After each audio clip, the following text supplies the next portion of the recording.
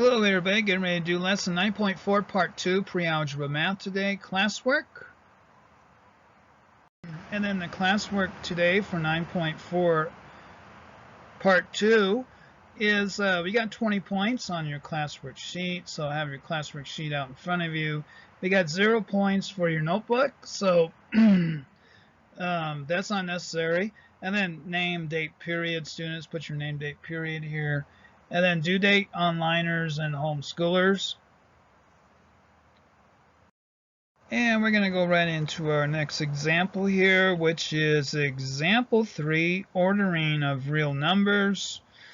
So using number line to order the numbers 4/3, negative 2.8, radical 3, and negative of radical 5 from least to greatest. So graph the numbers on a number line and read them from left to right. So here's our number line. So we start over here, negative 2.8. Then the negative of square root of 5 is about here. And then over here we have 4/3. And then over here we have square root of 3. Answer, from least to greatest, the numbers are negative 2.8, the negative of radical square root of 5, 4/3, and then square root of 3. Okay, so let's try one ourselves now. Using number line to order the numbers from least to greatest. That's it. Use the number line to order the numbers from least to greatest. Students, this is yours down here. We're going to do this one up here, our guided practice. So let's get on this one up here. So from least to greatest, we have firstly over here be negative 16/3 would be over here between 5.2, negative 5.2, and negative 5.4.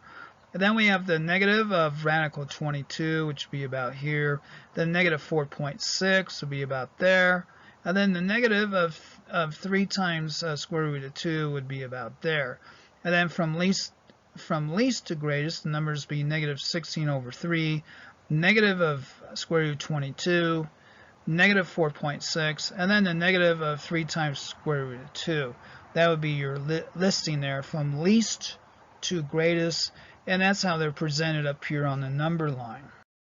Okay, so on into our next example here, which would be example 4, using irrational numbers. Landmark buildings. Your class is visiting historical landmarks in Chicago. Outside the Washington block, here's our Washington block, you break up into 2 groups. Group A walks 800 miles east.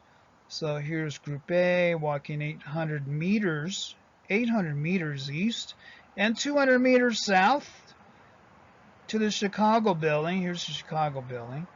Group B, which is over here, Group B, walks about 600 meters south. So Group B walks 600 meters south, and 200 meters east over here to the Rookery building.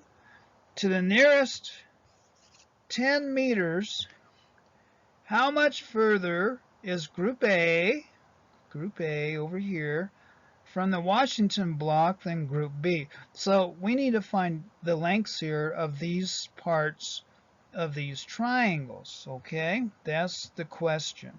Draw a diagram. We've had our diagram. Then use the Pythagorean theorem to find each distance from the Washington block. So we got Chicago building and we got the Rookery building here from the Washington block. So Group A over here, we got 800 squared plus 200 squared will equal our this distance here from the Chicago building to the Washington block. We take the square root of that, and we have the square root of 680,000. And then for the other group, Group B,